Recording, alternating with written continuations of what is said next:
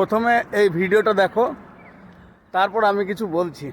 तो आप ही आपको वोट तक यहाँ पर आपको अंदाज से आपको शुभेंदु अधिकारी के साथ रिलेशन रखना है, लेकिन ओपन में आपको उसको गाली भी देना है। गाली भी देते, वो तो बातचीत करके रखा। वो भी मेरा खिलाफ बोल रहा है। हाँ। वो भी काल बोला परसों, हाँ, वो बोला जो मैं इनको भी जो बाबरी मस्जिद का नियम रखा तो वो मैं 150 तक पहुंचने दीजिए, मैं चीफ मिनिस्टर होने दीजिए तो इनको मैं रोक दूंगा, इनको बाबरी मस्जिद नहीं बनने दूंगा। वो तो बोलना ही चाहिए, तो मेरा कोई दिक्कत नहीं है। मुस्लिम लोग बेसिकली ना बहुत इनोसेंट होता है। हाँ, बहुत। तो इसको बेवकूफ बनाना बहुत आसान, बहुत आसानी है। ये उसी सबको बोल रहे हैं, तोड़ के मारने जाएंगे।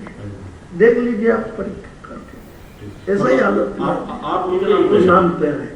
लेकिन बाबर क्या वो मेरा बाबर को साथ कोई लेना देना नहीं है। वो एक मस्जिद था, इसी इनको पास इमोशनल है। जो मस्जिद तो था अल्लाह का घर, बाबर से आपको लेना देना नहीं। अच्छा, और यहाँ पे दादा मान लीजिए ये बाबरी मस्जिद कोई वजह से नहीं बन पाया तो आगे जाके क्या हो सकता है? कोई रोक देना, कोई कोर्ट में जाके रोक।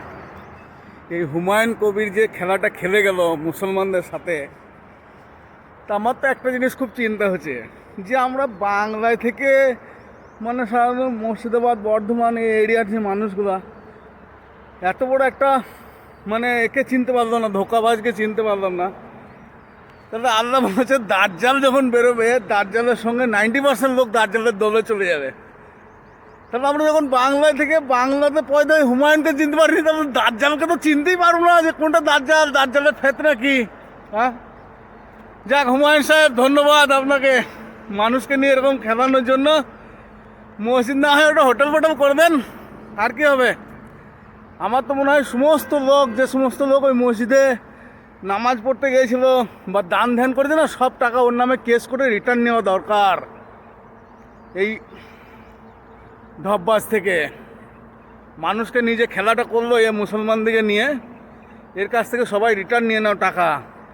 আর আমাদের গ্রামে তো কিছু লোক এমন ছিল যারা মনে হচ্ছে যে বাবরি মসজিদে না, মনে হচ্ছে মক্কায় গিয়ে নামাজ পড়তে গেছে। নিজের গ্রামে এমনও লোক আছে নিজের গ্রামে নামাজ পড়ে না, গিয়ে জুমা পড়তে গেছে কোথায়, ওখানে বেলডাঙ্গাতে। আর নিজের গ্রামে এই দুটো গম আছে, গমটা কেটে নিয়েই পড়ে যাবো, ধান আছে ধানটা ইয়ে করলেই পড়ে যাবো, এরকম করে শুক্রবারে নামাজ মিস করে। কিছু বলার নাই, বাবরি মসজিদ হয়ে গেল, যাও।